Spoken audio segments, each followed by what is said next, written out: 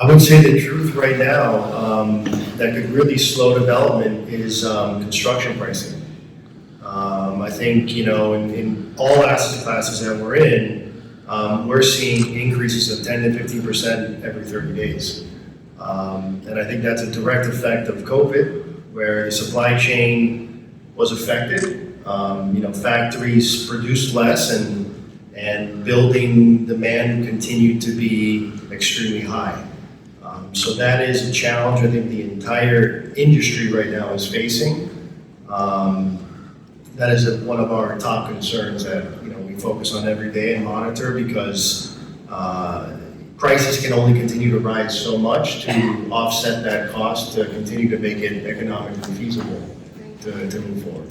So at the scale that your company operates, are you able to leverage your buying power, lumber futures or whatnot, to lock in on prices? Are you able to manage the inflation of building supplies? Yes, so we do a lot of that. We do a lot of pre-ordering steel and store it on site. Well, we've heard of materials that we think are going to go up, but a lot of the prices have already really risen to a point where is that a short-term increase in material costs, like lumber you saw went all the way up and then it came back down to normal levels and then spiked again, but not all the way up to where it was just too high.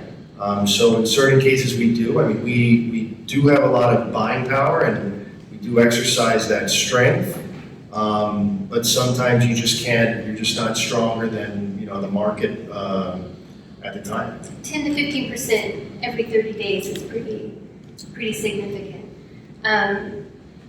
So last question before we close. Diversity in real estate has been making a lot of headlines. How have you worked, and I'll open this up to either of you, to attain a diversified workforce?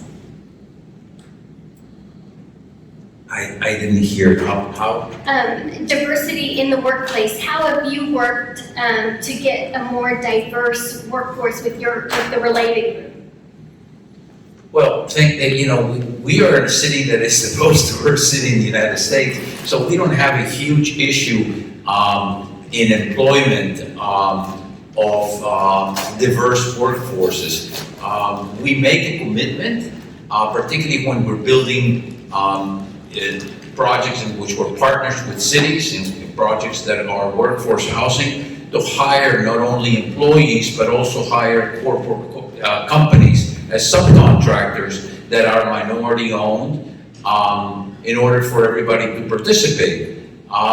In order for us to have a workforce, we need to have them living near cities. And one of the issues that we have, that not only we, the related company group, but everybody has, is that cities have been outpriced for people that are in the workforce. So in Miami, we're trying, as John Paul said, to build as many affordable housings as we possibly can, as fast as we possibly can. The resources are not there to do any more. We're by far the largest developers of workforce and affordable housing in the state of Florida, maybe in the country.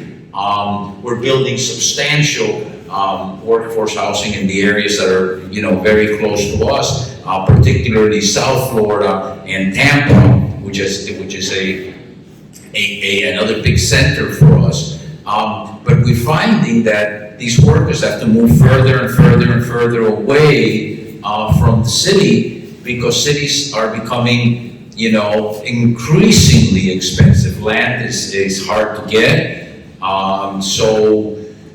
So in order for us to be more inclusive, we are going to need to provide housing for those people that are working in our developments without them having to travel, hours in order to get to their employment center.